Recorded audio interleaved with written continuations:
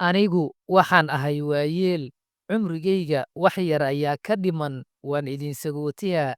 Ha ii soo duceeyo qofkii idinka mid ah, haddii aad maqashiin adoogii meeshaasaa naftu ku qabatay. Waxaan idinka codsanayaa inaad ii soo ducaysiin. Ilaahayow dembigiisa dhaaf dhaha, aniga intaas walaxay iigu fadhidaa. Ka hor intii uusan geeriyoon ayuu jeediyey hadalkii ugu qiimaha badnaa oo dardaaran uu uga dhigay dhammaan dadka. Sheekhii jaliilka ahaa ee Soomaaliyeed, Sheekh Muuse Cadde eebbaweyne ha u naxariistee. aniga maxaan ahay waayeel, cumrigayga intii dameer biyo ka qatimo kama dhinnamuga waa idin wadaaca. ha ii soo duceeyo ninka idinkiidan ka mida haddaad maqashiin odoogi meeshaasaa nafa ku qabata haddaad maqashiin waxaan idinka codsanaya inaa ii soo ducaysiin. ilaahu dembigiisa dhaaf, ilaahay oo idinka yeela. aniga alaas walax iigu fadhidaa, anna waa idin soo ducaynaa.